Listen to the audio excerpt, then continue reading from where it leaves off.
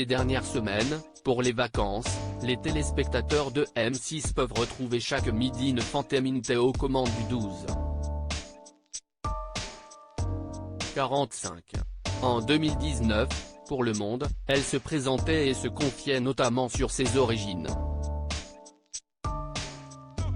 Ce mardi 8 août 2023, la 8e de finale de la Coupe du monde de football féminin est attendue.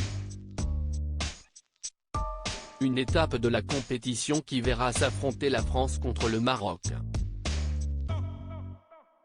À cette occasion, le journal du 12h45 de M6 propose une édition spéciale des 12h15 avec aux commandes de Fanteminte.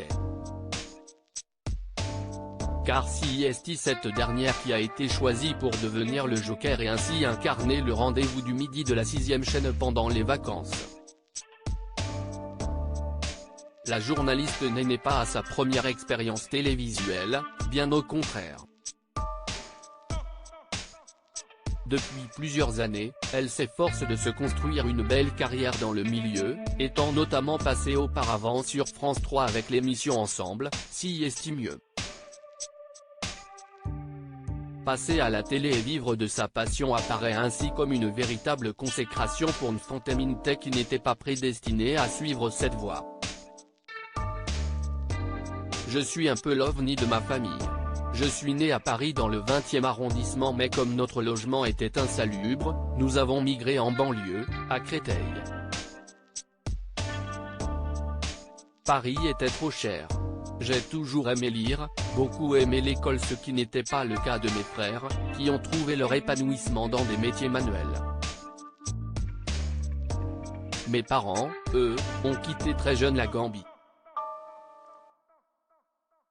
Ils sont arrivés en France sans études et ont dû prendre ce qu'il y avait.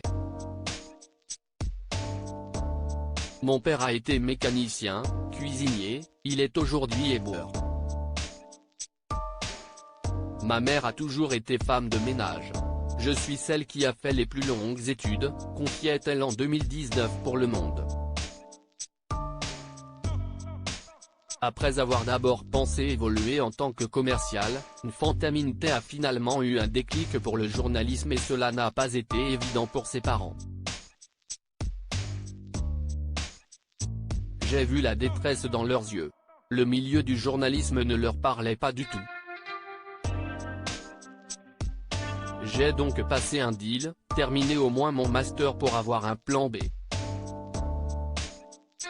Ensuite j'ai multiplié les expériences, j'ai raté tous les concours écrits des 14 écoles de journalisme reconnues, mais j'ai pris une autre porte, celle de l'apprentissage. J'ai utilisé mon CV et mes expériences qui montraient que j'avais envie, faisait-elle savoir.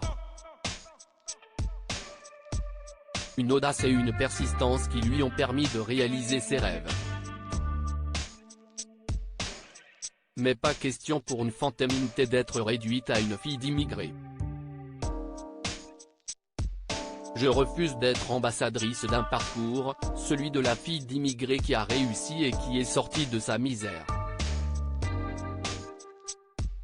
J'ai juste envie que les gens se disent tout le monde peut y arriver. Ce n'est pas exceptionnel. J'aimerais qu'un jour on ne fasse pas d'article parce que une Fanteminte, noire, femme, a réussi à être présentatrice d'un JT. J'ai envie que l'on se dise un jour une Fanté ou Vladimir se retrouve à la tête d'une entreprise, si est normal, ils ont juste passé les étapes.